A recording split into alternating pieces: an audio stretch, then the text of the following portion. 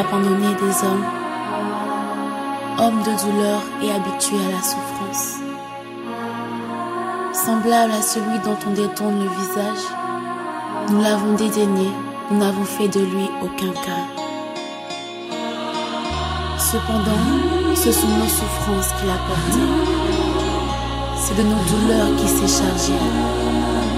Et nous l'avons considéré comme puni, frappé de Dieu et humilié.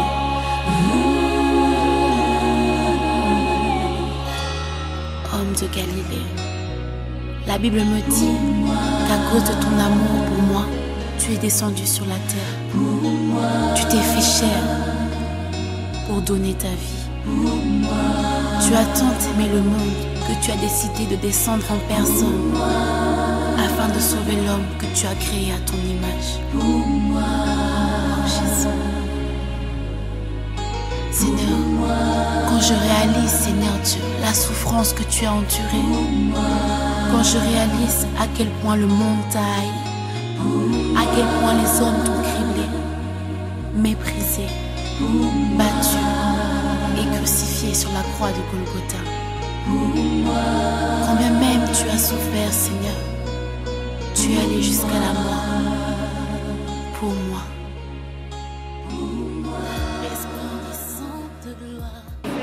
Nous n'allons pas suivre n'importe quelle doctrine. C'est la parole de Dieu qui nous a enracés. C'est la parole de Dieu qui nous fait grandir. C'est la parole de Dieu qui nous fortifie. Vous savez, la Bible dit, ça donne même la force aux muscles. Donc nous devons aimer la parole. Et c'est le temps de la parole. Que vraiment le Seigneur fasse grâce. Que nos cœurs soient disposés. Que nous puissions recevoir ce qu'il a encore prévu pour nous ce matin. Vous savez, dans la prière de notre Père, Jésus dit de prier et demander à Dieu, donne-nous notre pain. C'est notre pain ce matin. Donc nous ne pouvons pas, l'homme ne vivra pas que le pain naturel. Mais ça c'est notre pain qui nourrit notre âme, qui nourrit notre esprit. C'est très très très important. Je vais m'incliner pour prier mon roi. Jésus, ce matin il m'a encore dit, il a dit qu'il est l'étoile brillante du matin. Je me pose encore la question, j'aimerais vraiment percer ce mystère. Pourquoi l'étoile, une étoile qui brille le matin? Je ne sais pas. Je sais qu'il avait brillé la nuit pour montrer hommage. Vous savez, il était en même temps l'étoile, il était en même temps le bébé dans la crèche. Et il montrait hommage le chemin pour aller trouver le bébé dans la crèche. Vous ne voyez pas que notre Dieu, il est, je ne sais pas comment expliquer, il est merveilleux. En même temps, il était l'étoile, mais cette étoile a brillé dans la nuit. Mais ce matin, il m'a dit, je suis l'étoile du matin. J'ai dit, mais comment tu vas briller le matin? Pourquoi tu vas briller le matin? Je ne comprends pas. Mais il est le roi des rois. Je suis sûr qu'il va m'expliquer bien un jour. Mais ça me pousse vraiment à l'adoration. Ça me pousse encore à voir sa grandeur. L'étoile brillante du matin. Le roi des rois. Le Seigneur des seigneurs. Lui seul est digne de recevoir la louange et l'adoration. Personne ne peut recevoir l'adoration. Nous n'adorons que le roi des rois, le Seigneur des seigneurs. Celui qui a fait couler son sang à la croix pour moi. Il a fait couler son sang. Il a donné sa vie pour moi. Quand je regarde la grandeur de ce Dieu et je me regarde comment je suis infiniment petite, je me demande qu'est-ce que j'ai fait pour mériter l'attention. Il m'a préservé de bien des dangers. Je n'étais pas une personne qui devait être devant vous comme ça. Vous ne m'auriez pas connu, je serais déjà morte depuis longtemps. Mais je ne sais pas pourquoi. Il a déjoué, vous ne pouvez pas imaginer les plans de Satan que Dieu a déjoué. Il a dévoilé les plans des sorciers comme ça pour que moi je sois sauvée. Alors que je ne le connaissais pas, j'étais dans le péché. Mais il m'a gardé. Je ne comprends pas. Je ne comprends pas l'amour de ce Dieu. Je ne comprends pas la grandeur de ce Dieu. Comment est-ce qu'un grand Dieu peut quitter son trône et descendre sur terre? La Bible dit, je ne sais pas pourquoi je vais comme ça parce que je n'étais pas censé. Mais la Bible dit qu'au commencement, quand il a créé, il parlait. Que la lumière soit, la lumière fut. Il a dit que les oiseaux paraissent, les fleurs et tout. Mais quand au 6e jour, quand il fallait créer l'homme, il est descendu lui-même. Vous voyez un peu l'importance que l'homme a. Le grand Dieu est descendu. Il a touché la terre pour former l'homme. L'homme n'est rien, il n'est que poussière. Mais regardez l'importance que Dieu donne à l'homme. Il est venu pour façonner. Il n'a pas dit que l'homme paraisse, non. Il a façonné l'homme. Et puis il lui a soufflé. Et Dieu est devenu une âme vivante. Est-ce qu'on peut respecter ce Dieu? Est-ce qu'on peut adorer ce Dieu? Est-ce qu'on peut révérer ce Dieu? réalisons un grand Dieu comme ça. Est-ce que même les premiers ministres ils font cas de vous? Les premiers ministres, ils te connaissent même. Ils te connaissent même pas, ils sont fous de toi parce qu'il est trop important. Mais le grand Dieu, celui qui a créé le ciel et la terre, même les ministres, celui qui donne le souffle de vie, il te connaît par ton nom. Il connaît ton adresse. Il connaît toutes tes préoccupations. Même tes cheveux, il sait le nombre de tes cheveux. Hé, les amis, adorons ce Dieu. Ayons de la révérence. C'est pourquoi c'est lui seul qui mérite notre adoration. C'est lui seul qui mérite ma révérence en ce moment. C'est lui seul qui mérite la gloire en ce moment. C'est lui seul que je lève. C'est moi que je me fasse. Mais lui seul que je lève.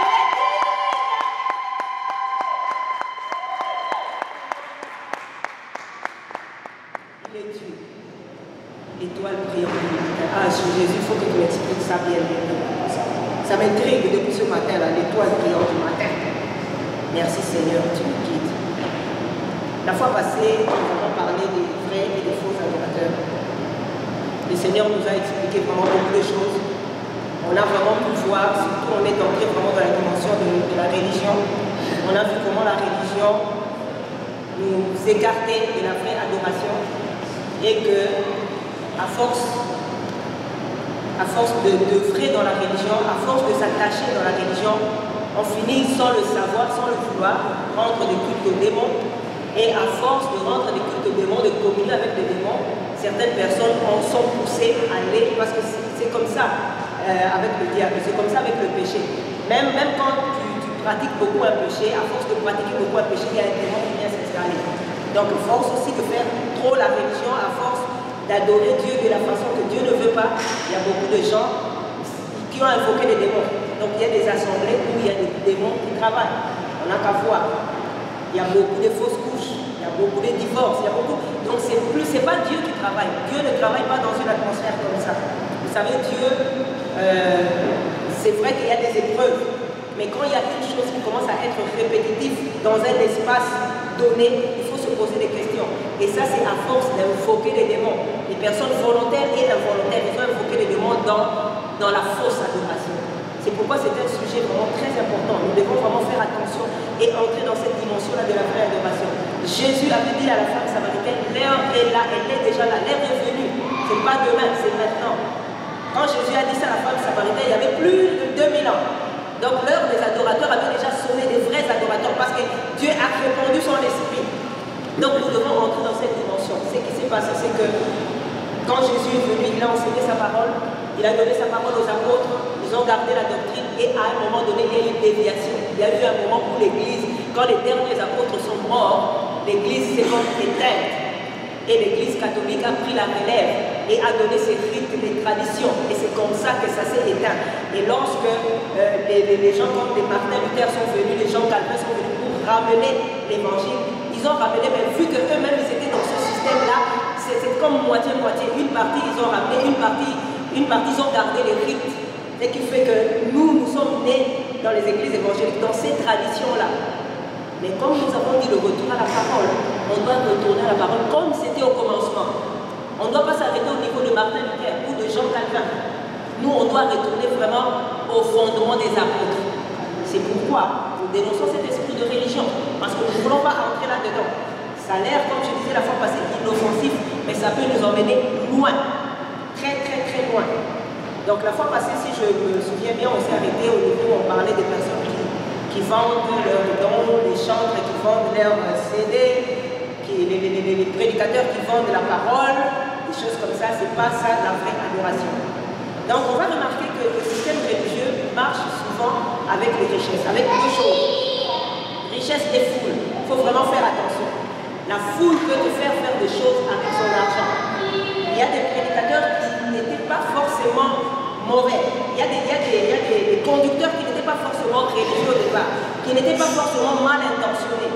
Mais à cause de la foule et des richesses, comme avant, il y avait la foule qui s'est levée. Donne-nous cela, donne-nous cela. C'est comme ça qu'ils sont devenus comme des magiciens, je ne sais pas comment dire. Les gens vont les consulter. Ils ont des honoraires, comme les médecins, comme les avocats. Et à force que les gens viennent te consulter, parce que quand on va consulter quelqu'un matin, midi, soir, finalement, il doit te donner ce que tu veux. Donc, ce n'est pas toujours la faute de ces personnes-là. Il y a la foule aussi qui emmène les gens. C'est pourquoi nous devons faire attention, même maintenant, dans ce temps où nous sommes là, nous devons faire attention. Nous devons vraiment être bâtis solidement dans le Seigneur. Parce que quand la foule vient, ça vient avec plusieurs affaires. Alors, à ce moment-là, on a la tentation de faire les choses vite fait. Et c'est à ce moment-là que nous nous écartons de la vraie adoration, nous nous écartons de l'esprit, nous entrons dans l'organisation humaine, nous entrons, attention aux richesses, attention à l'argent. Il y a bien des choses qui viennent à travers l'argent. Donc il faut vraiment faire attention à ça. Nous avons vu, Aaron était vraiment un appelé de Dieu, mais il est devenu, comment est-ce que quelqu'un qui était appelé à la prêtrise, au sacerdoce, il devient idolâtre, foule et richesse. Il y avait les deux éléments-là. La foule a poussé, ils ont donné leur argent, leur or, et puis ça donnait ça. Et c'est la même chose que nous vivons. Il y a beaucoup d'Aaron, on avait dit ça la fois passée. Donc vraiment, il faut vraiment faire attention avec cette notion-là. Vous savez, beaucoup de gens qui aiment la foule sont religieux. Il y a beaucoup de gens, vous allez leur dire, venez à notre assemblée, il y a combien, ils vont vous demander, il y a combien de personnes? C'est parce qu'ils n'ont pas de relation avec Dieu, je suis désolée. Pourquoi tu veux te cacher dans la foule? Tu n'as pas besoin de la foule pour prier. Moi, quand je prie chez moi, je n'ai pas la foule. Moi, je passe le moment d'adoration. D'ailleurs, même, je peux dire, même les meilleurs moments que je passe dans l'adoration, c'est dans ma cuisine.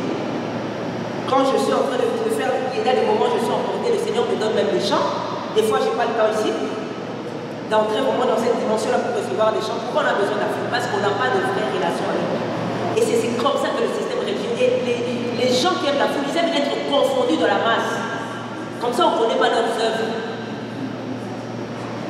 Et c'est pourquoi il faut faire vraiment très attention avec cet esprit-là. C'est bien que beaucoup de gens soient sauvés, mais il ne faut pas aimer la foule. Vous savez, Jésus, quand la foule le suivait, à un moment donné, il se retirait de la foule pour aller prier son Dieu.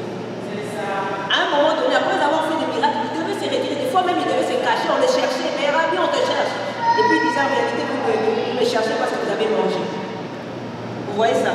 Donc on doit vraiment faire très attention. Le système religieux, donc je suis vraiment en train de parler beaucoup du système religieux au niveau de la fausse adoration, parce que c'est ce qui est susceptible de nous toucher. Et c'est ce qu'il y a dans beaucoup d'assemblées. Beaucoup de gens sont dans la religion. On a cité les autres fausses adorations, mais on va beaucoup s'attarder là-dessus parce que c'est vraiment ce qui est susceptible de nous toucher. Le système religieux, c'est aussi un système qui aime beaucoup les fêtes. Quand vous voyez l'assemblée, il y a tout le temps des fêtes, et tout le temps des fêtes, posez-vous la question. Comme on n'a pas une vraie relation avec Dieu, on est plus porté à se divertir. Vous voyez, quand on était dans le monde, c'était comme ça, non? Tout le temps des fêtes, des boîtes. Ce sont des gens qui sont vides, ils ont besoin de se divertir. Je ne suis pas contre que quelqu'un fasse une fête, mais dans ce système-là, c'est beaucoup plus de divertissement. Même les cultes sont rendus des divertissements. Les chorégraphies, des choses comme ça, c'est des divertissements, c'est la distraction. Et c'est ça, le système religieux aime ça. Regardez, par exemple, comment on nous a emmenés dans un système de fête, même avec l'église catholique. Noël, Pâques, qui n'est même pas la vraie Pâques. Nous, notre Pâques, on l'a déjà vu. Les enfants de Dieu, les enfants d'Israël devaient se commémorer l'événement qui s'était passé en Égypte. Mais c'était une préfiguration de Jésus. Est-ce que nous, on a besoin maintenant de commencer à fêter la Pâque? On a déjà la Pâque, il est mort, il est ressuscité. On n'a pas besoin d'attendre, je ne sais pas quelle date d'avril pour commencer à faire des prédications sur la mort et la résurrection de Jésus. Mais tout ça, c'était l'esprit de fête. Donc on célèbre juste, on est vraiment juste de la surface. Il y en a même beaucoup, tu vas leur demander pourquoi ils célèbrent cette fête-là, ils ne savent même pas. Dernièrement, je parlais avec une fille musulmane, je lui ai posé la question, je lui ai dit pourquoi tu fais le ramadan? C'était la période de ramadan. Elle ne sait pas. Pourquoi tu jeûnes? Elle ne sait pas. C'est grave. Vous voyez les traditions. Elle ne sait pas pourquoi elle passe un mois de jeûne. Franchement. Elle me dit, c'est difficile à expliquer, mais j'ai compris que... comment ça? Si tu es vraiment dans l'affaire, tu dois être capable de l'expliquer. Vous voyez un peu le système religieux. Ça aime beaucoup les fêtes. Vous allez voir aux fêtes de Pentecôte. Nous avons déjà notre Pentecôte. Le Saint-Esprit était descendu le jour de la Pentecôte. Nous avons le Saint-Esprit. Pourquoi on doit fêter la Pentecôte? Vous voyez un peu, ça c'est le système religieux. Mais non, parce que tellement il y a un vide, tellement il n'y a pas la vraie relation avec Dieu, on doit faire des jours comme ça. Et puis ça porte un peu un petit changement. Hein. Il y a un petit changement. Bon, aujourd'hui on va faire ça comme ça, on va faire ça comme ça. Mais ce n'est pas l'Esprit de Dieu qui dirige ces choses-là. La Pâque. Il y a beaucoup de sortes d'amusements maintenant. savez, maintenant, les assemblées sont devenues comme des clubs. Il y a des assemblées. J'ai même vu en France, il y a des camps chrétiens pour les vacances. C'est des camps chrétiens et les parents doivent payer. J'ai dit vraiment, les chrétiens, vraiment, on commence à exagérer. On commence à tout faire payer. Si le Seigneur t'a mis à cœur de garder les enfants des autres pendant qu'ils sont... Mais fais-le. Tout doit être payé comme chrétien. Et puis on fait de la publicité, c'est vraiment méchant. Et puis c'est cher. C'est même plus cher que les camps normaux là. C'est grave. Vous voyez ça? Les sorties des couples, ils vont aller, je ne sais pas, dans un manoir, le couple, et puis on va donner des enseignements de couple. Est-ce que c'est l'enseignement? J'ai besoin d'aller payer l'hôtel pour aller dans un enseignement de couple? Toute la parole, vous savez, toute la parole que nous recevons ici, là, chaque jour, ça peut m'aider pour mon couple. Je n'ai pas besoin d'avoir un enseignement spécial couple. Je ne suis pas contre qu'on enseigne des choses, mais aller en faire toute une histoire, là, il faut aller à l'hôtel, il faut ceci, c'est faux tout ça. C'est faux tout ça. Et puis il faut aller dans un hôtel, et puis payer je ne sais pas combien, le séjour est de combien, et puis il y a même des écoles de danse chrétienne, les amis. En France, là, c'est terrible, mais même une boîte de nuit chrétienne maintenant. On met la musique chrétienne, on met les boules là, et puis tout ça. Tout ça parce que les gens ont... Vous voyez, la religion, c'est le goût du monde. On ne veut pas lâcher, puis on amène ça, on maquille ça un peu en chrétien. C'est comme ça que les gens disent, on est chrétien, moutouachi chrétien. Ça n'existe pas. Sans alcool, je ne sais pas moi quel terme là qu'on utilise. Tout ça, c'est la religion qui amène ce genre de choses. Même certaines communions fraternelles. Ce n'est pas vraiment la communion fraternelle, c'est juste pour se remplir le ventre, parce que les gens sont idolâtres du ventre, les gens aiment manger. Je ne suis pas contre, on a besoin de manger. Mais quand ça devient une exagération, que ça devient le focus, ça devient une idolâtrie. On aime seulement faire bonne chair et puis on dit communion fraternelle, on va manger. C'est pas seulement ça. Quand vous sortez de là, qu'est-ce qui ressort? C'est pas seulement la prière qui fait que quand vous pouvez vous voir aussi sans prier, mais on doit comprendre que là où les enfants de Dieu sont, là, la Bible nous dit dans Ephésiens 5 que donc tout ce que nous faisons, Ephésiens 5, 4, tout ce que nous faisons doit être à la gloire de Dieu. Est-ce que quand les enfants de Dieu se réunissent même pour manger, même les conversations? Je suis désolée, moi il y a plusieurs années, j'entendais des conversations qui ne glorifiaient pas Dieu quand on se réunissait. Vous allez écouter, surtout quand c'était séparé, là, les femmes à la cuisine, les hommes au salon, il fallait écouter les conversations, rien à voir avec la gloire de Dieu. Des blagues bizarres en dessous de la ceinture, désolé. Pour des enfants de Dieu, qu'est-ce que l'apôtre Paul dit? Qu'il n'y ait pas parmi vous des plaisanteries, des grossièretés. Des choses, les enfants de Dieu ne doivent pas dire des choses qui sont contraires à la bienséance. Et c'est ça la communion fraternelle, parce qu'on a mangé de la chibonne, mais non. Tout doit glorifier. Soit que vous mangez, 1 Corinthiens, on avait lu ça, 1 Corinthiens 10, 31. Qu'est-ce qu'il dit? Soit que vous mangez, soit que vous buvez, tout doit revenir à la gloire de Dieu. Mais quand on s'est réunis, pour moi, la vraie communion, donc dans tout notre comportement, la gloire doit être rendue à Dieu. Et c'est ça le système religieux. Quand vous voyez les gens là, on était partis manger, il faut voir qu'est-ce qui ressort de là. Des histoires bizarres, des placoteries seulement sur les autres, quand on se rencontre en privé. Donc c'est vraiment pas, c'est vraiment pas ça. Et le système religieux implante beaucoup de choses comme ça. Il y a beaucoup de choses. Des soirées de Saint-Valentin. On se demande même pas la question, c'est d'où ça vient Saint-Valentin. Saint-Valentin. Et dans les églises, c'est comme ça. En fait, il y en a même qui font des loteries à l'église. C'est le système religieux. Tellement il y a le vide, tellement il n'y a plus la présence de Dieu, tellement il n'y a plus la relation avec le Seigneur, on commence à créer des choses pour divertir et surtout pour garder les gens. Quand on voit qu'il y a par exemple certaines personnes de telle culture, on va créer quand même une chose qui va attirer cette culture. C'est pour ça qu'on a fait entrer même le rap dans les églises, pour attirer les jeunes, pour qu'ils se retrouvent, alors que les gens ne se convertissent pas à cause du rap.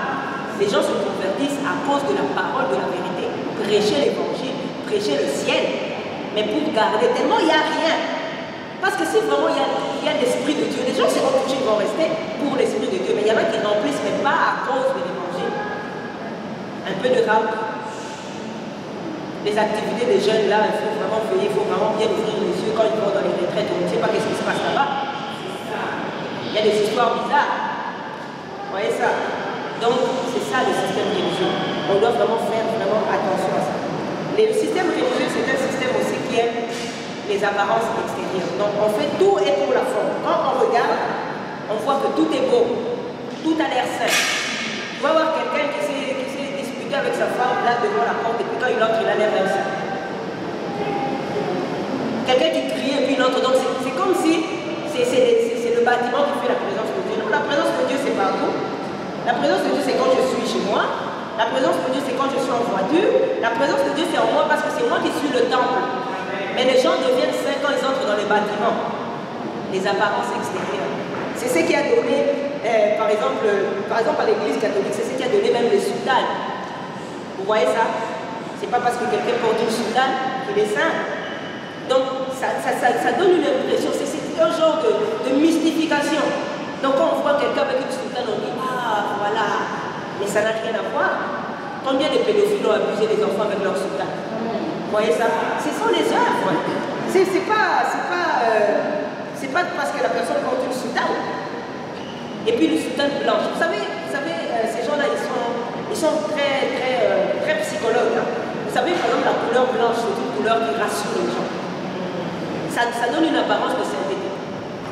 Vous allez voir, c'est pourquoi même dans le corps médical, ils sont habillés en blanc. Imagine quand tu vas te faire opérer, et puis tous les médecins viennent en noir. Tu vas fuir. Mais c'est dans la tête. C'est dans la tête. Ça ne veut rien dire. Parce que la plupart des médecins spécialistes, c'est des occultistes. Mais ils s'habillent en blanc, ça nous rassure parce que c'est comme ça l'homme. L'homme est comme ça. Pourtant, la science est la même s'ils s'habillent en noir, mais on va avoir peur. Donc le blanc, ça rassure. Et ça joue beaucoup. Ils s'habillent en soutane là, mais au-dedans, il y a plein de rapides. Ils ont abusé de beaucoup d'enfants. Vous ne pouvez pas imaginer. Aujourd'hui, même au Québec, si les Québécois sont révoltés, c'est à cause de quoi? À cause de ces gens-là.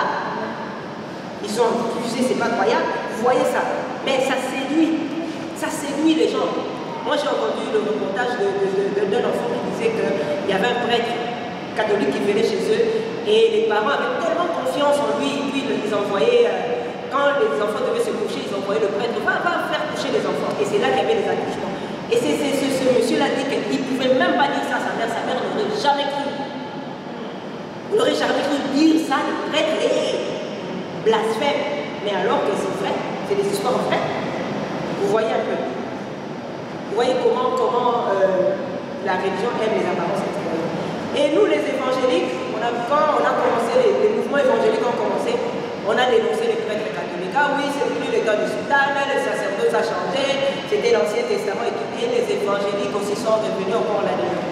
Mais aujourd'hui, ils appellent ça Doge. C'est la même chose. Doge, sultan, c'est la même chose. Dans certaines occasions, il y en a c'est tout le temps, il y en a c'est dans certaines occasions, tu vas voir, ils sortent ça Doge. Qu'est-ce que ça change? Tu veux mystifier les gens? L'esprit n'a pas besoin de ça. Tu n'as pas besoin. Il y en a qui portent des doges, il y en a qui portent le collet clérical ou bien le collet pastoral.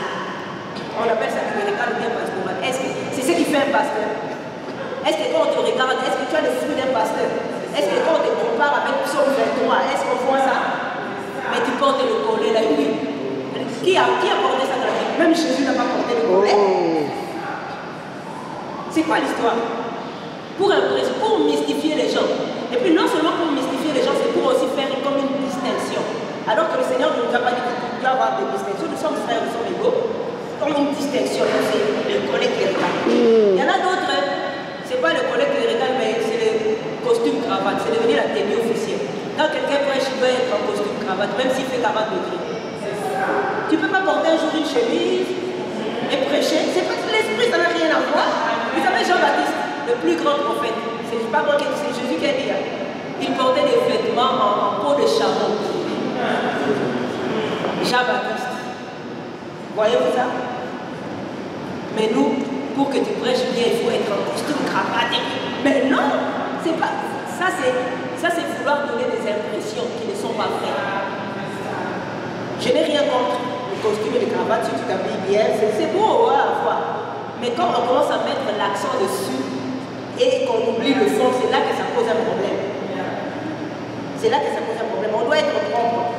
C'est bien, mais ça n'a rien à voir. Les costumes sans impact, les soutanes sans impact. Il y en a un autre, lui, il s'habille en blanc. Un grand séducteur de ce siècle. Il s'habille souvent blanc. Il a un col un peu bizarre là, comme, je ne sais pas comment on appelle ça, col Mao ou quoi là. Il y a un oiseau qu'on dessine ici sur sa chemise pour montrer le Saint-Esprit.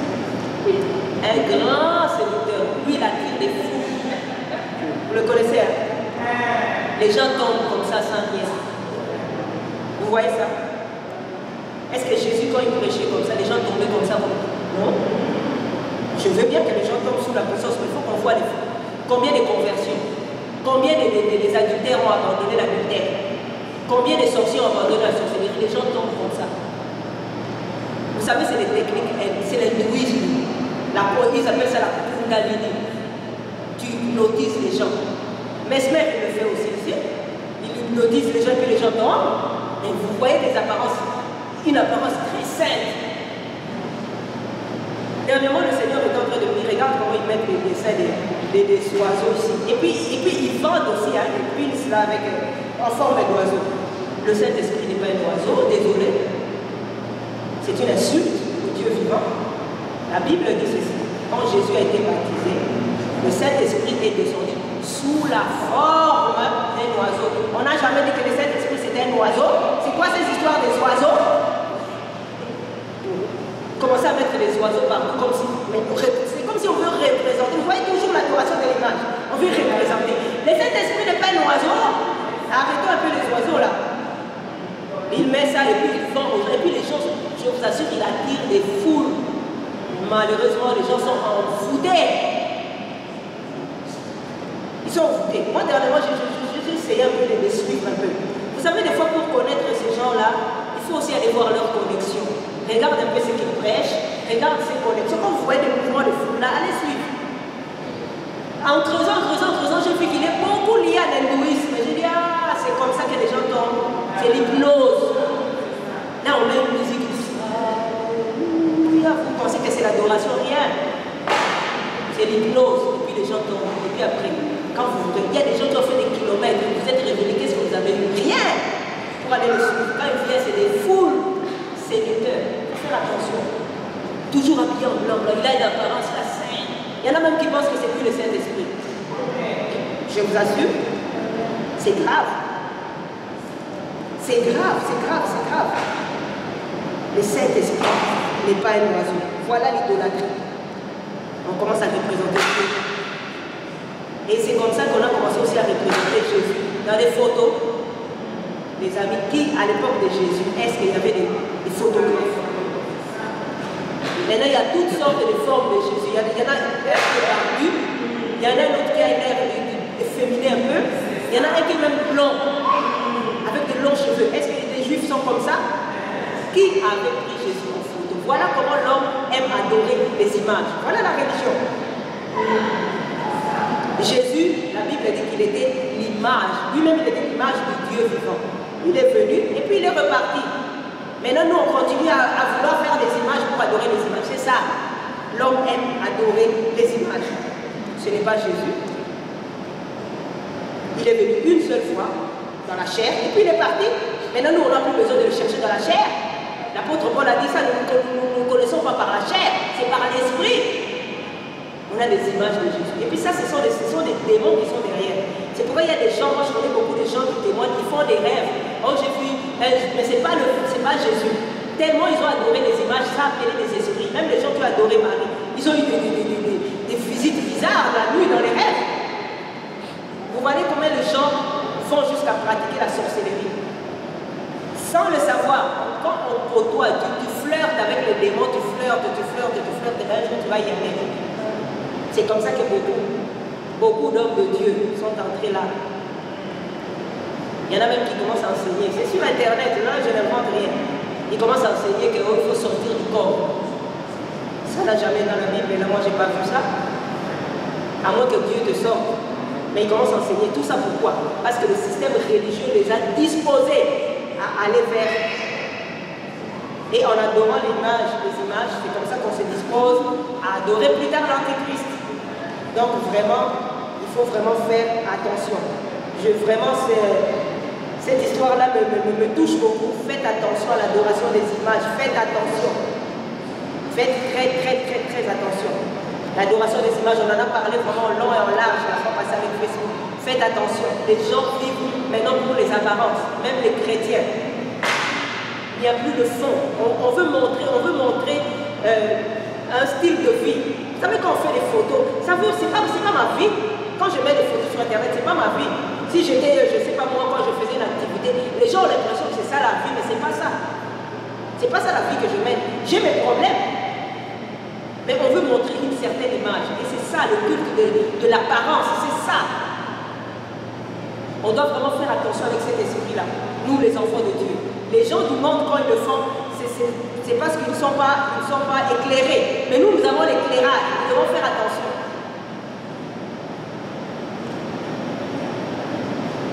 Il y a même des conducteurs qui donnent aux gens des calendriers où il y a leurs photos dessus. C'est grave.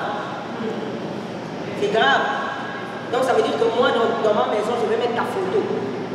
Mettre la photo d'une autre personne dans sa maison.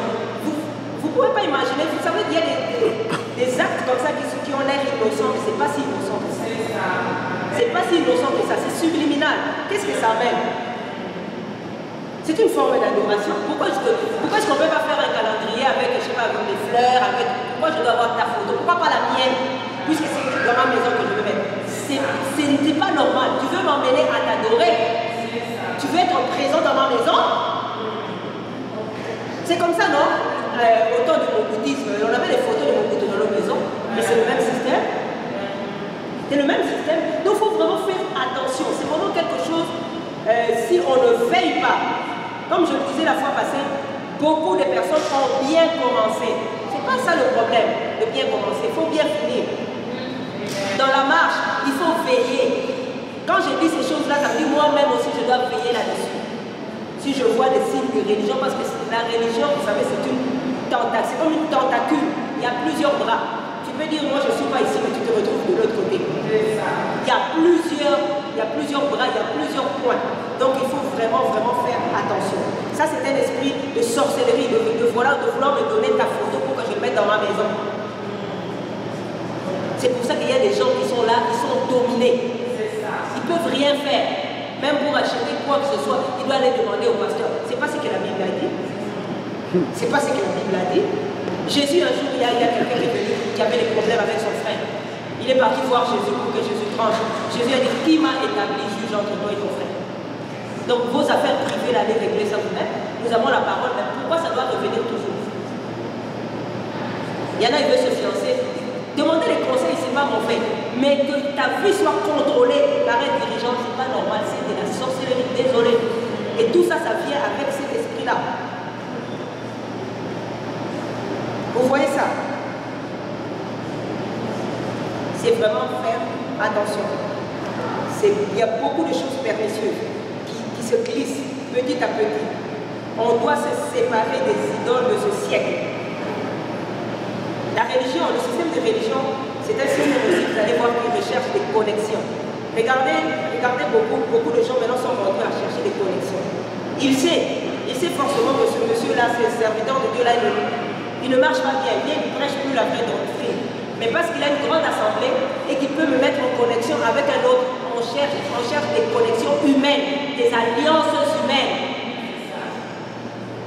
Excusez. Vous voyez le système religieux. Tout ça parce qu'il n'y a pas Dieu.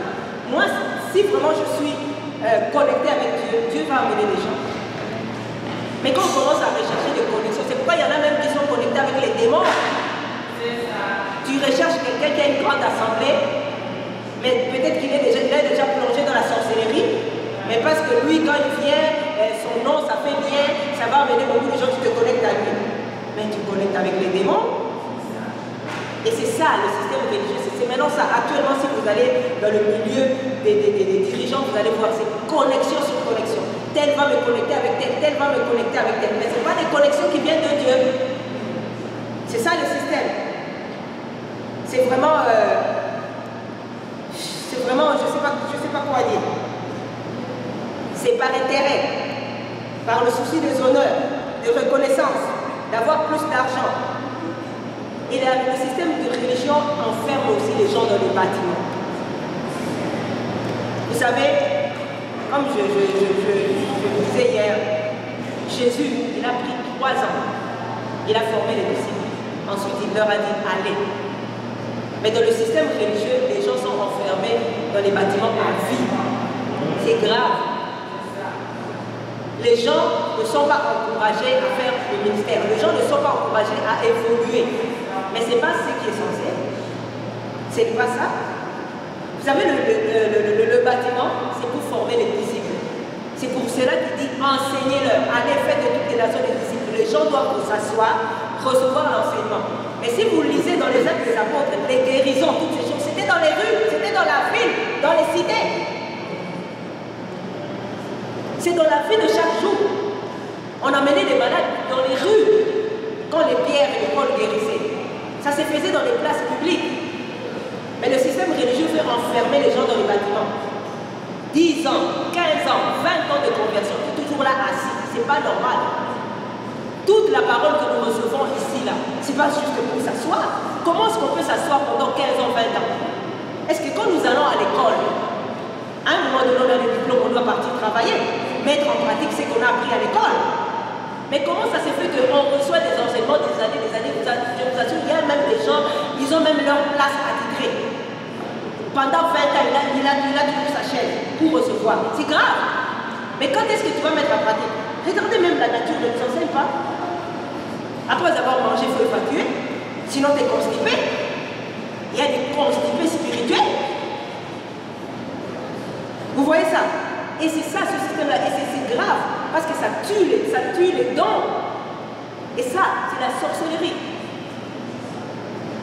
Que les dons sont... Il y a des gens qui sont appelés, mais qui sont enterrés. Leurs dons sont enterrés. Pourquoi? Parce que le système religieux les a enfermés. Vous voyez ça?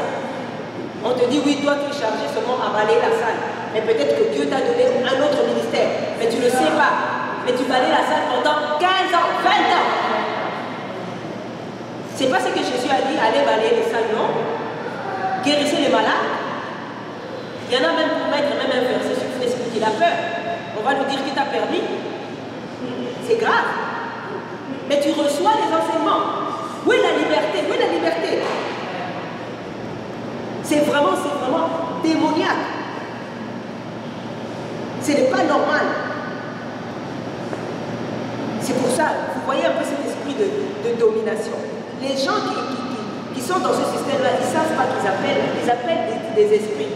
Parce qu'à force de vouloir dominer les gens, à force de vouloir contrôler les gens, il y a un esprit qui vient s'installer. Les gens sont envoûtés. Tu vois vraiment quelqu'un qui avait un don, mais il est envoûté, endormi. Pourquoi? À cause de ce système-là. Ça enferme les gens. Ce n'est pas normal. Un enfant de Dieu qui reçoit la parole, donc ça le rend capable d'aller aussi propager la parole. Peut-être que tu n'es pas un évangéliste, tu n'es pas un pasteur ou bien tu n'es pas un apôtre, mais tu as quelque chose. Quand nous lisons la Bible, nous lisons les actes des apôtres, ce n'était pas que les pasteurs, ce n'était pas que les évangélistes. D'ailleurs, les pasteurs dans la Bible, je n'en connais pas. Je n'en connais pas. On n'a pas donné l'exemple même d'un pasteur. Vous voyez ça? Étienne, c'était un diacre. Les Philippe et tout ça. Mais ils ont fait des miracles. Mais nous, il faut qu'on te consacre selon le bon vouloir de la personne. Et où est l'Esprit de Dieu? Vous voyez? Et c'est comme ça que les gens même, il y a même des gens qui sont devenus des domestiques, je suis désolé du mot, des domestiques, des conducteurs, sans salaire. Alors que ce n'était pas ça.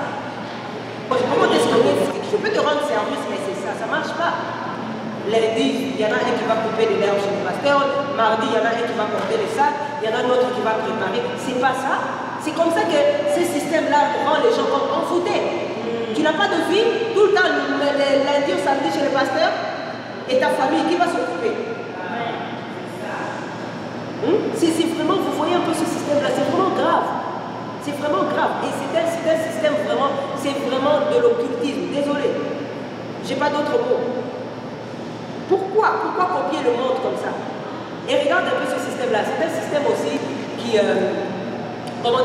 fait des classes sociales. Alors que nous, les enfants de Dieu, dans le monde, il y a des classes sociales, c'est normal. Mais nous, les enfants de Dieu, ce n'est pas censé être ça.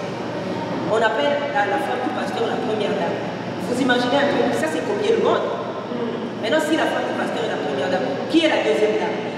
C'est qui la troisième dame et c'est qui la dernière dame? Qui est la dernière dame? Donc toi tu acceptes et tu dis, oh la première dame, et toi-même, quelle est ta place? Je vais lire un passage. Je ne sais pas pourquoi j'ai commencé comme ça là. Colossiens 1. Et pourtant c'est des Colossiens 1. Ça parle de Jésus. Colossiens 1, je vais lire à partir du verset 16. Car par lui ont été créées toutes les choses qui sont dans les cieux et sur la terre, les visibles et les invisibles, soit les trônes, ou les dominations, ou les principautés, ou les puissances, toutes choses ont été créées par lui et pour lui. On parle de Jésus.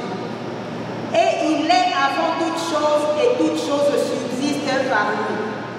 Et c'est lui qui est le chef du corps de l'Église, qui est le commencement et le premier-né d'entre les morts, afin qu'il tienne le premier rang en toutes choses.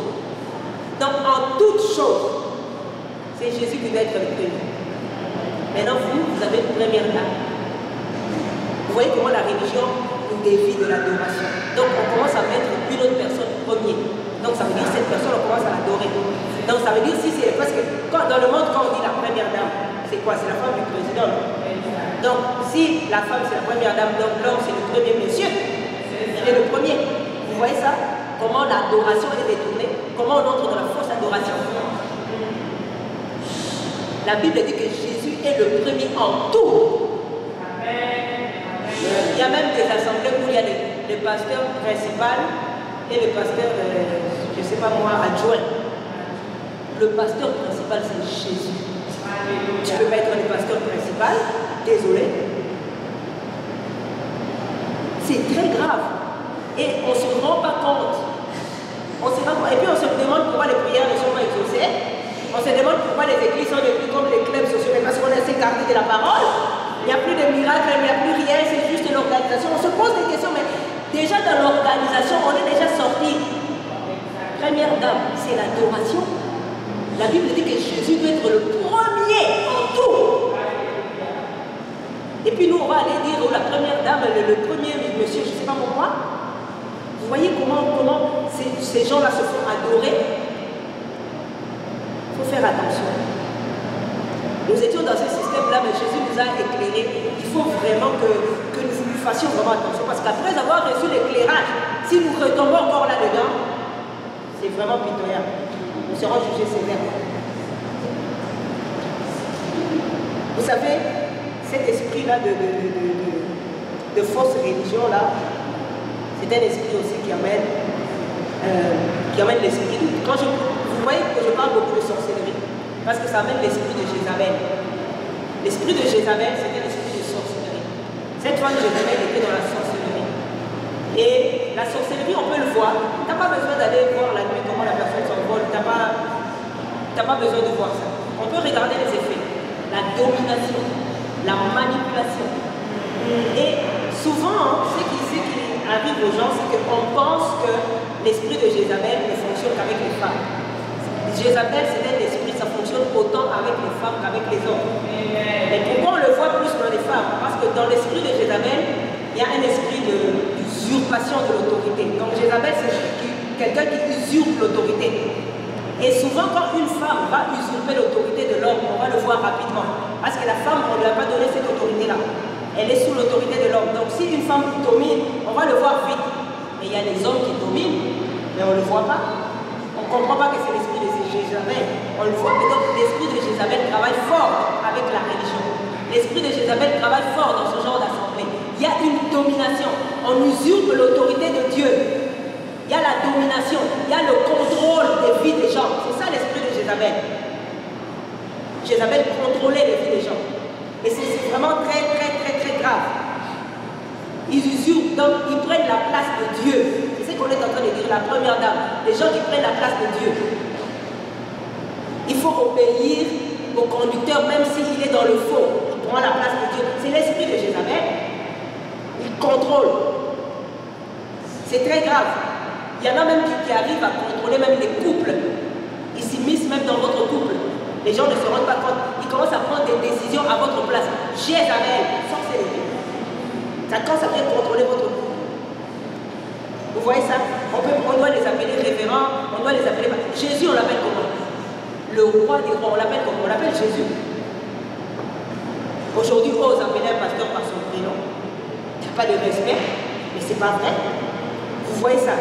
C'est vraiment l'esprit, c'est vraiment l'esprit de Jézabel. Il y a des divisions. Vous savez, il y a des couples, s'ils n'étaient pas partis dans certaines assemblées, ils seraient encore ensemble aujourd'hui. Pourquoi? On s'est émissé. Soit que l'homme, on domine sur l'homme, ou bien on domine sur la femme, et ça rentre dans les couples. C'est grave. C'est l'esprit de Jézabel. Il y a même des personnes qui ont peur. Il ne peut pas aller, un dimanche là, il ne peut pas aller prier avec des frères dans une assemblée quelconque. Parce que si on le voit, si on sait dans son assemblée, il aura des problèmes, on va le mettre à l'écart. C'est Jézabel, c'est la sorcellerie. Vous voyez ça? On contrôle les vies des gens. Dernièrement, je riais parce que je suivais une émission en France, TV de vie, avec le frère Shoah. Il était en train d'expliquer qu'il y a des frères, des sœurs qui sont venus dans sa réunion, qui lui ont dit, frère, on ne veut pas que la caméra nous filme. Parce que si dans notre assemblée, on nous voit ici, on aura des problèmes. Mon Dieu, les gens ne sont pas libres. C'est Jézabel. C'est l'esprit de Jézabel. On ne se rend pas compte. C'est l'esprit de contrôle. Et c'est ça, la religion amène ça. Parce qu'on veut contrôler les gens. On veut tout faire de soi-même. Ce n'est pas Dieu qui le fait. Alors on contrôle la vie des gens. Si la personne va dans une assemblée qui est dans la vérité, où est le mal? On peut donner des avertissements à une personne qui est partie par exemple dans une secte, mais si la personne est là, les gens doivent être libres. C'est pour la liberté que Christ nous a affranchis. Et vous voyez cet esprit-là, Jézabel. On maudit les gens. Jézabel. Quand quelqu'un ne fait pas ton affaire, et la personne dit quelque chose qui ne t'arrange pas, on lance des paroles de malédiction. C'est Jézabel. L'esprit de Jézabel, c'est un esprit qui aime marcher avec les faux prophètes. Vous avez vu, si vous allez dans le livre de Roi, je ne vais pas retourner vraiment beaucoup là-dessus.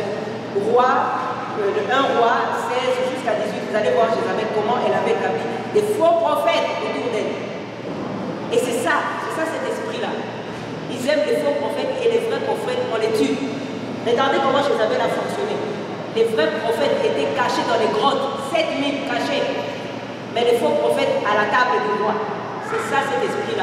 Donc, dans ces assemblées-là, où il y a la religion, on élève des faux ministères et on tue les vrais ministères. Les vraies personnes qui ont la paix sont cachées. On leur muselle, donc on vous ferme la bouche.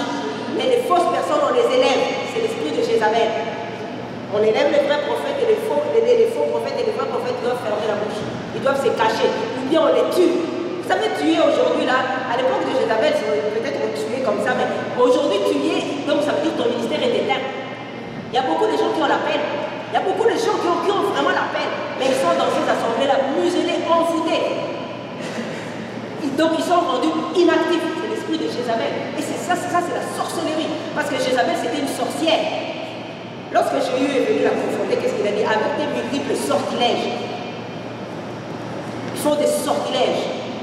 Donc ils jettent des mauvais sorts. Vous savez, les mauvais sorts, pas forcément besoin de les voir la nuit en train de jeter les mauvais sorts. C'est qu'ils disent même dans les jours, pendant la journée. C'est des mauvais sorts. Quand ils lancent des paroles de malédiction, ils disent des mauvaises paroles aux gens. C'est des mauvais sorts. C'est la sorcellerie. Vous voyez comment la religion, petit à petit, moi je dis toujours, il y en a oui qui étaient faux, mais il y en a beaucoup qui étaient sincères. Mais regardez où est-ce qu'ils sont plongés jusque-là. Que le Seigneur fasse grâce pour qu'ils reviennent. Mais c'est grave. Les faux ministères. Quelqu'un n'a pas la peine pastorale, on lui a le pasteur parce que tu vas rapporter des histoires au pasteur. Parce que tu es gentil. Tu me donnes beaucoup d'argent, elle est paf. Évangéliste, prophète. C'est ça l'esprit de Jézabel. Vous voyez un peu l'esprit de Jézabel. Il y a vraiment beaucoup de choses. L'esprit de Jézabel, c'est un esprit qui, comme on avait dit tout à l'heure, qui enferme les gens. Je voulais vraiment faire attention. Il y a un terme que le Seigneur a attiré mon attention sur un terme. J'aimerais vraiment le partager. Ça circule beaucoup dans le milieu évangélique, francophone. On parle des chrétiens en disant des aquariums, des poissons d'aquarium. Le Seigneur a attiré mon attention là-dessus. Je ne sais pas si chez les anglophones, ils ont un équivalent de ça, mais on dit pêcheur d'aquarium. Donc si quelqu'un vient, il appelle un chrétien d'une assemblée, on dit c'est grave. C'est la sorcellerie pure et simple. Traiter des gens des poissons dans l'aquarium, c'est grave. Lorsque Jésus avait dit à Pierre, viens, je ferai de toi un pêcheur d'hommes, il n'avait pas dit à Pierre que tu vas transformer les hommes en poissons. Il avait dit pêcheur d'hommes dans le sens du métier. Mais comment est-ce que les chrétiens sont devenus des poissons dans les aquariums des dirigeants? C'est grave. Comme hier, je partageais avec mon frère David, je disais, un aquarium, donc c'est pour la décoration de ma maison. Donc vous, là, les chrétiens qui sont dans les aquariums, l'aquarium des dirigeants, vous êtes là donc pour son honneur. Voilà mes poissons. C'est grave. Vraiment, le Seigneur a attiré mon attention là-dessus, il a dit, regarde, donc vous êtes là pour sa décoration. Vous êtes des aquariums. Vous êtes des poissons de son aquarium. Ne pêche pas dans mon aquarium. Et vous savez, un poisson dans l'aquarium, il n'évolue pas. Il n'évolue pas, il est enfermé.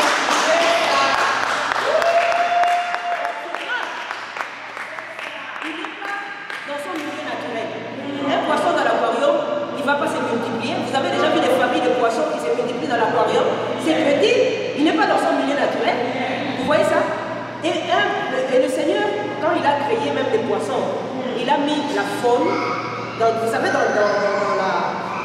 l'eau là, il y a d'autres poissons, il y a même la flore, il y a même des plantes pour que les poissons se nourrissent. Ils ont tout un système pour se nourrir. Mais maintenant dans l'aquarium, il n'y a pas ça, ils sont mal nourris. C'est comme ça que les gens sont mal nourris. Donc le poisson dans l'aquarium, il dépend du propriétaire. Qu'est-ce que tu veux lui donner? Si tu veux lui donner des excréments, il va manger les excréments, il n'a pas le choix. Alors que dans l'eau, il a ce que Dieu a prévu pour lui.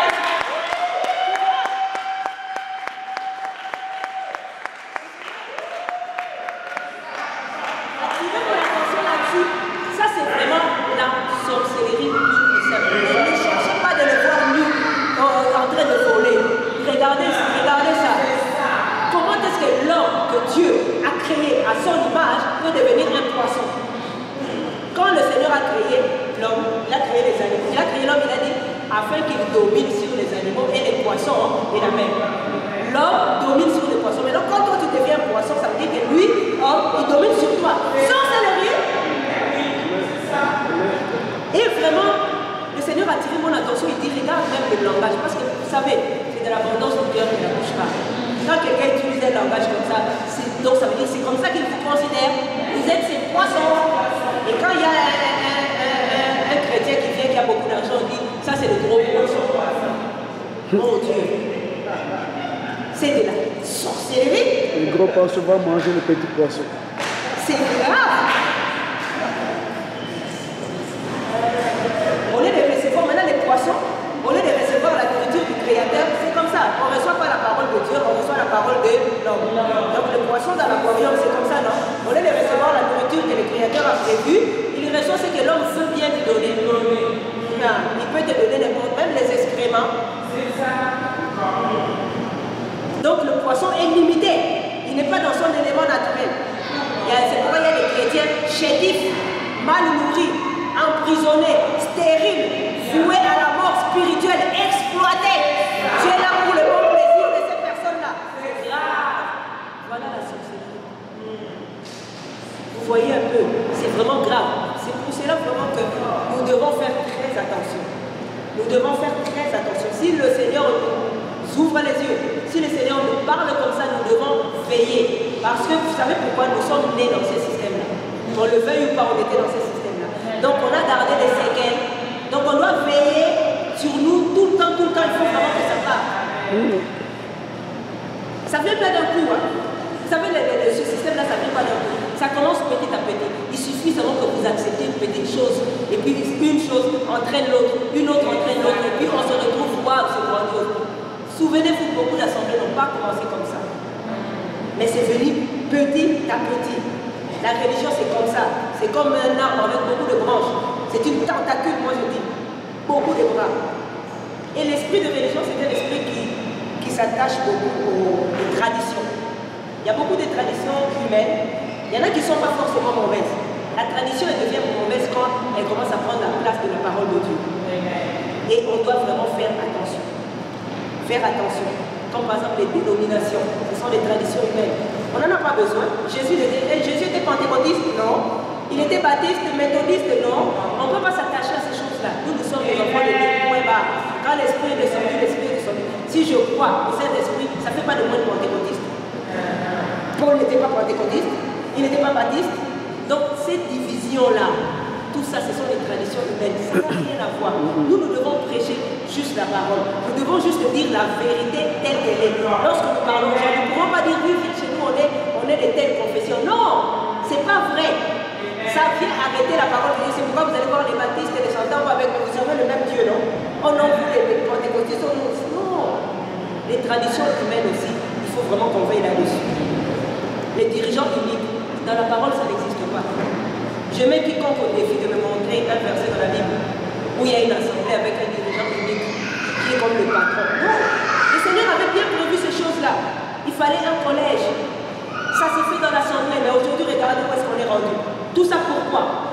Tout ça on est rendu dans tous les problèmes, c'est parce qu'une seule personne est en tête. Pas besoin, la tête c'est Jésus. Et puis Jésus a dit, je suis la tête, et puis vous devez fonctionner en collégialité. Et souvent vous allez remarquer dans la collégialité, ils avaient plusieurs dons différents. Pourquoi? Pour se compléter. C'est que moi j'ai, peut-être que l'autre ne l'a pas, l'autre ne l'a pas, et c'est comme ça. La collégialité travaillait dans la complémentarité. Mais le système religieux a mis une seule personne, et ça remonte à loin. Ça remonte, et c'était subtil. Quand les apôtres sont morts, et puis il y a eu un temps mort, petit à petit que l'église catholique est revenue. Vous savez, il y a quelqu'un qui a dit, la Bible dit que là où 2 ou 3 sont réunis en mon nom, je suis au milieu d'eux. Mais il y a quelqu'un de l'église catholique qui a dit, là où il y a l'évêque, c'est là où il y a l'église. C'est comme ça qu'ils ont instauré ces systèmes-là. C'est pour ça que vous voyez que tout tourne autour d'une personne. C'est un système qui vient de chez les catholiques, que les évangéliques ont adopté. Pourquoi? Parce qu'on a cet héritage-là. Et c'est pourquoi il y a plein de bêtises qui se font parce qu'il y a une seule personne. Et cette personne-là dirige dans la chair. La religion, ça marche avec la chair. Il est chef selon la chair. Et c'est pourquoi il y a plein de déviations. Si les gens fonctionnaient vraiment par l'esprit, dans la collégialité, il y aurait moins d'histoires. On ne veut pas. On veut être des petits rois. C'est l'église. L'église, c'est l'église de Jésus. Il avait dit, je bâtirai mon église. Maintenant, c'est devenu mon église, ma vision. Vous voyez le système religieux. C'est vraiment très grave. Et ces gens-là sont devenus même des médiateurs entre Dieu et les hommes. Moi, je me souviens encore des confessions. Moi, j'allais me confesser chez les prêtres. Les péchés. Vous voyez ça? Il se met à un endroit là et puis il parle à son oreille, il dit des péchés, puis il dit, fais, je ne sais pas combien de jours vous savez Marie, et puis t'es mon Dieu. Et c'est entré même dans le système évangélique. Les gens, les dirigeants sont devenus les intermédiaires. Des fois, même ton enfant est malade, tu peux l'imposer les mains à la maison. Mais non, il faut appeler, même à 3 heures du matin. Mais après, quand il va fixer les honoraires que tu vas te donner, tu l'appelles à n'importe quelle heure. Tu vas le consulter même pour une fourchette. Hein? Ta femme a cassé la fourchette et puis tu vas appeler le pasteur. Les amis, soyons sérieux. Tu sais, dans ce système-là, c'est des deux côtés. Hein? Il y a la participation des deux côtés. C'est vraiment pas bien. Le corps pastoral, nous formons le corps, ça c'est encore une autre chose. Le corps pastoral, les réunions pastorales. Donc vous avez un corps dans un corps. Nous les enfants de Dieu, nous formons le corps de Christ. Mais maintenant, il y a des réunions de corps pastoral. La pastorale. Un corps dans un corps, c'est un cancer ou bien une excroissance, je ne sais pas pourquoi. Vous voyez ça? C'est vraiment. Et puis on a fait une séparation, le clergé et les laïcs. Ça vient aussi de l'église catholique. Mais remarquez bien dans les assemblées, il y a une séparation. Il y a certains qu'on appelle des serviteurs et d'autres qu'on n'appelle pas des serviteurs. Ils ne sont pas des serviteurs. Alors que nous tous, nous sommes serviteurs de Dieu. Nous tous, nous sommes des rois. Nous tous, nous sommes des prêtres. Nous tous, nous sommes des sacrificateurs. Nous sommes un sacerdoce royal. Nous tous, nous avons l'esprit. Mais comment ça se fait qu'il y a certains, l'homme de Dieu, moi aussi je suis femme de Dieu. Et ce n'est pas parce que je prêche, nous tous, nous sommes des hommes de Dieu, des femmes de Dieu. Vous voyez ce système-là? Ça met certaines personnes à part et d'autres personnes, alors que nous tous, il y en a même qui disent on ne peut pas venir voir l'homme de Dieu les mains vides. Bon, maintenant, moi je suis aussi comme vous, et toi aussi, quand tu viens me voir, viens me voir, ne viens pas les mains vides. Visitons-nous, mais pas les mains vides. Pourquoi seulement moi je dois le décorer?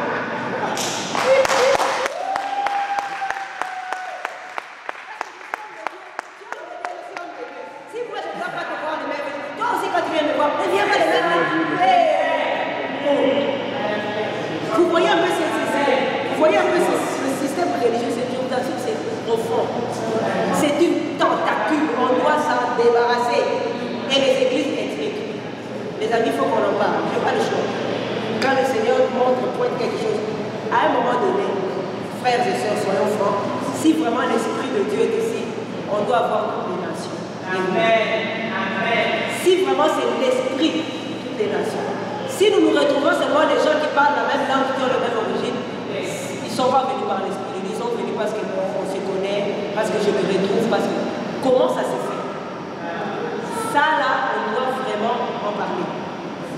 Si c'est vraiment le Saint-Esprit, il doit attirer les personnes de toutes les nations, de toutes les couleurs. C'est ça la parole de Dieu. Sans distinction. Quand ça devient oh non, parce que nous, on parle la même langue, on parle depuis ceci, et puis ça se permet tout comme ça, la chair. C'est la chair qui est là. Donc on doit aussi veiller là-dessus.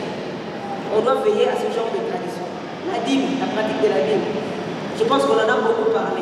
Et ça aussi, ça fait partie. On dit aux enfants de Dieu, si tu ne donnes pas la dîme, tu ne seras pas béni. Faux. Nous sommes bénis de toutes les bénédictions dans le lieu céleste. Amen. Ce n'est pas la dîme. Oh, ben, si tu donnes la dîme, tu vas devenir riche. Et les plus riches du monde, et les Bill Gates et tout ça, ils donnent leur dîme à qui? C'est ça. Ils donnent leur dîme à qui? Les chefs d'entreprise, ils donnent leur dîme à qui? Vous voyez comment on trompe les enfants de Dieu alors que c'est une pratique de l'ancienne alliance? Et on fabrique très bien et on fait vivre les gens dans la peur. Aujourd'hui même, il y a des enfants de Dieu qui sont, tu leur dis ça, ils ne vont pas te croire. Oh non, tu es contre ma bénédiction. Et ce qu'ils appellent bénédiction, c'est les emplois de l'argent. Mais ce n'est même pas ça la bénédiction. Et ceux qui ne payent pas la dîme. Et les païens, comment ils ont des emplois? Comment ils ont des grandes entreprises? Vous voyez un peu ce système-là. Ça maintient beaucoup les offrandes des prophètes et tout ça là. Arrêtez. C'est ça. L'obéissance absolue aux dirigeants. J'en ai déjà parlé. Même quand les dirigeants, il y a beaucoup d'assemblées comme ça. Le dirigeant, il est en train de dévier, mais il faut l'obéir. Ah, c'est l'homme de Dieu. Ah, c'est l'homme de Dieu. Je me souviens il y a quelques années, on parlait avec un couple. Et puis l'homme disait, moi je ne suis pas convaincu de faire des cours bibliques. La femme disait, mais l'homme de Dieu... La femme disait, mais l'homme de Dieu a dit qu'il faut faire des cours bibliques. Et l'homme disait, mais moi je ne suis pas convaincu. Mais la femme disait, mais l'homme de Dieu a dit, je me suis dit, waouh, obéissance absolue, donc même quand tu n'es pas convaincu. C'est grave. C'est grave. L'ordination. Où est-ce que vous avez vu dans la Bible? Maintenant on commence à faire des ordinations. Des pasteurs, ils se couchent là par terre. Il y en a même qui mettent de l'huile, tout ça c'est l'ancienne alliance. Aujourd'hui il n'y a pas besoin. Aujourd'hui, quand quelqu'un a un don, a reçu un don, on le voit par les fous. Mais là on vient, on te dit, bon, parce que quand tu fais bien les courses du pasteur avec, tu deviens évangéliste. C'est pas vrai. Vous voyez un peu ce système-là, comment il est profond, comment ça emmène la perversion. Les équipes de louanges, même la Sainte Seine. La Sainte Seine dans la Bible, ce n'était pas des petits morceaux de pain avec des petits morceaux, des petits verres de jus là, comme des pilules. Non. La Sainte Seine, c'était un vrai repas. Vous pouvez vérifier ça dans la Bible. Vous voyez un peu toutes ces choses-là, il y a plein. La bénédiction du petit alors il faut venir le mariage et tout ça. Pas forcément. Pas forcément. Il y a beaucoup de choses qu'on peut citer vraiment. On n'a pas le temps d'aller donner dans tout ça. Donc il faut faire attention avec ce système. On peut échapper d'un côté et puis se retrouver dans un autre. C'est pourquoi il faut veiller. C'est pourquoi il faut écouter le Saint-Esprit. Il faut vraiment que tous les aspects de notre vie soient pour la gloire de Dieu. Si on fonctionne comme ça, on pourra échapper à ces choses-là. Que vraiment qu'on s'examine. Qu'on s'examine que tous les aspects de notre vie soient seulement pour la gloire de Dieu. Ce n'est pas le culte. Ce n'est pas seulement venir dans l'assemblée, c'est notre vie tout entière. Comme on a dit, les vrais adorateurs. Tout doit être pour la gloire de Dieu. Dieu nous appelle pour la vraie adoration. C'est pourquoi il a dit les vrais adorateurs. Dieu recherche les vrais adorateurs. Il ne recherche pas des évangélistes, des chantres, des pasteurs. Non, parce que ça c'est lui qui donne. Éphésiens 4 nous dit, il a donné les dons. Mais les vrais adorateurs se donnent eux-mêmes. Donc pour ne pas entrer dans tous ces systèmes-là, nous devons vraiment entrer dans la vraie adoration. Vous savez, s'il y a beaucoup de mauvais serviteurs, c'est parce qu'ils sont des mauvais adorateurs. S'ils étaient des bons adorateurs, serez des bons serviteurs de Dieu aussi. Donc on a besoin vraiment d'être des bons serviteurs. Qu'est-ce qu'un faux adorateur ira faire au ciel? Les faux adorateurs n'entreront pas au ciel. Le ciel, c'est pour les vrais adorateurs. Donc si on veut aller au ciel, on doit être des vrais adorateurs.